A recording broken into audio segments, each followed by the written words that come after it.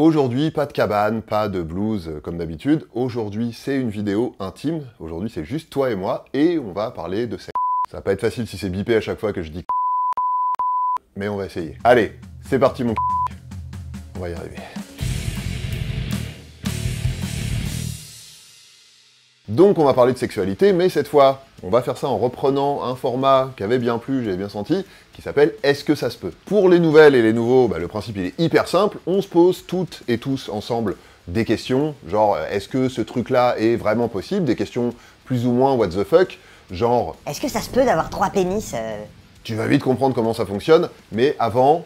tu me sens venir, je voudrais te parler d'un truc. C'est bientôt la Saint-Valentin, et que t'aimes ou que t'aimes pas la Saint-Valentin, ça reste une bonne occasion de faire plaisir à quelqu'un que tu aimes. Et si t'as personne en ce moment, la personne que tu aimes et à qui tu vas faire plaisir, ça peut être toi. Et quand je dis faire plaisir, en fait je veux dire faire plaisir. J'ai une bonne nouvelle, cette vidéo est sponsorisée par Lelo, et j'ai des cadeaux pour toi, tu vas voir. Lelo, ça fait un petit moment maintenant qu'on travaille ensemble, donc déjà, merci à eux.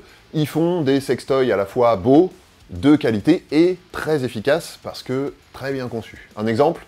Allez, un exemple. Celui-ci, c'est le Hugo 2 Remote. C'est un stimulateur prostatique, ça maintenant tu sais comment ça marche, mais celui-là, c'est le petit dernier avec des moteurs plus puissants et il est contrôlable grâce à une appli. Donc tu vois que ce soit en solo, à 2 ou à plus, il y a moyen d'explorer des trucs sympas. Et si celui-là, c'est pas trop ton truc, chez Lelo, il y a plein d'autres modèles. Il y a des stimulateurs clitoridiens, comme le Scylla Cruise, ou comme le Dot Cruise avec son petit nez de musaraigne. Puis il y a ceux qui font tout, comme l'Enigma Wave par exemple. Tu vas trouver ton bonheur.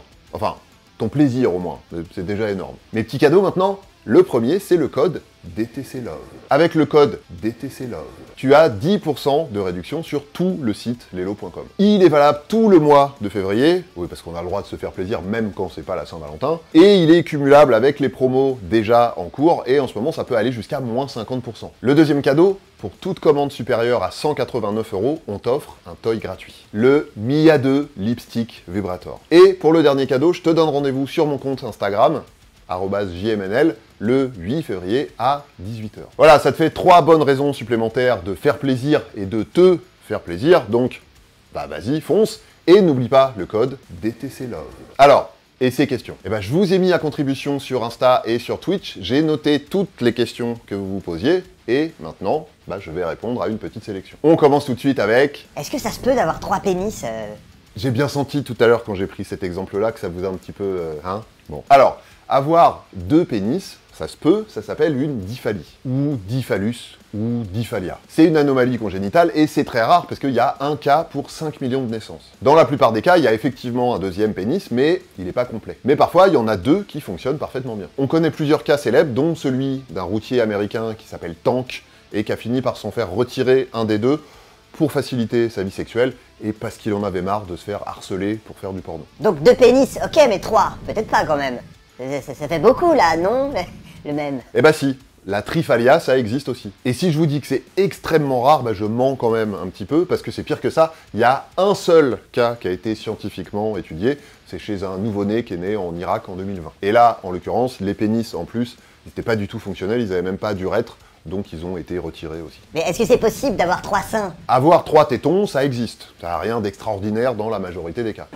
Why yes, Ross. Pressing my third nipple opens the delivery entrance to the magical land of Narnia. Avoir ce qu'on appelle du tissu mammaire surnuméraire, c'est pas si rare puisque ça touche à peu près 5% de la population. Le plus souvent, c'est juste un mamelon et rien d'autre, et ça s'appelle une polytélie. Et parfois, mais c'est plus rare, on peut avoir une ou plusieurs petites boules avec à l'intérieur la même chose que ce qu'il y a dans les seins, comme par exemple une glande mammaire, et dans ces cas-là, on appelle ça une polymastie. Dans tous les cas, on trouve ça sur le torse ou sous les bras, mais ça peut aussi être dans des endroits plus inattendus, comme le ventre, le pied ou même le visage. Mais là, c'est encore plus rare. Ok, mais bon, avoir 3 vrais seins, carrément, c'est quoi? Laissez-moi vous présenter Jasmine Trideville. Trideville.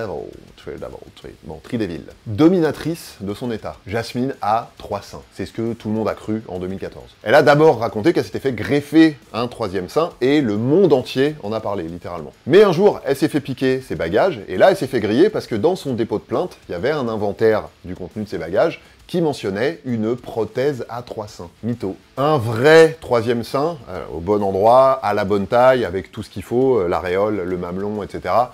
A priori, c'est tellement rare que je suis même pas sûr que ça existe. Pas dans la vraie vie, en tout cas.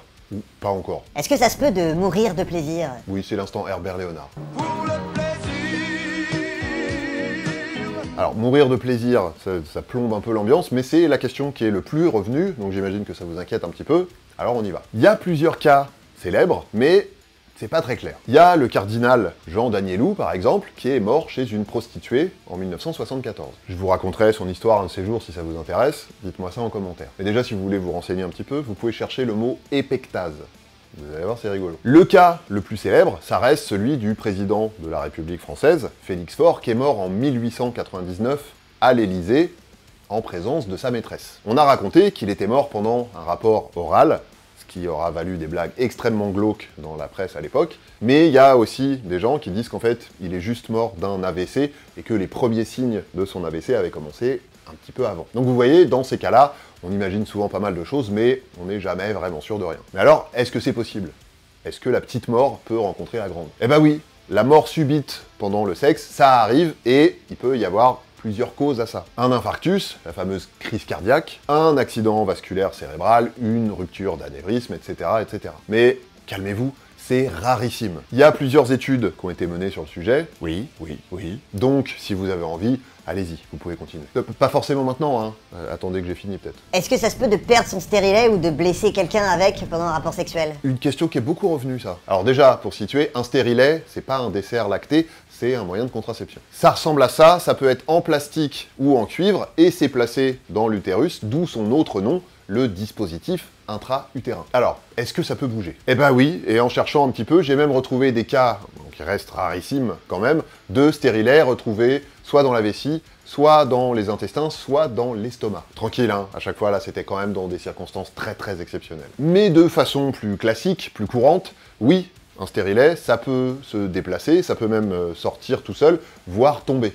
Mais ça reste rare. Donc, déplacer un stérilet et se blesser avec pendant un rapport sexuel, techniquement, c'est pas impossible, mais il y a quand même très peu de risques que ça arrive. Par contre, il y a un truc qui peut être désagréable. Pour les deux personnes impliquées d'ailleurs. Vous avez remarqué ça, ce petit truc-là? Il y a un fil accroché au stérilet qui dépasse par le col de l'utérus tout au fond du vagin. C'est pour pouvoir retirer le stérilet. Et ben ce petit fil, il peut piquer dans deux situations. Déjà, quand on a fini de poser le stérilet, ce petit fil, on le coupe, pour pas qu'il dépasse trop et pour pas qu'il gêne, justement. Et déjà, s'il a été coupé trop court à ce moment-là, bah, au lieu d'être souple, il est tout dru, et du coup, ça peut piquer. Et ça peut aussi arriver si le stérilet a bougé à l'intérieur de l'utérus, parce qu'il y a soit plus, soit moins de fils qui dépassent. Pour éviter les soucis, le mieux, c'est de se faire suivre régulièrement quand on porte un stérilet, et de consulter dès qu'on sent qu'il y a un truc qui est pas tout à fait comme d'habitude. Est-ce que ça se peut de rester coincé pendant un rapport sexuel? Excellente question, ça. Alors, si tu es un chien ou une chienne, oui.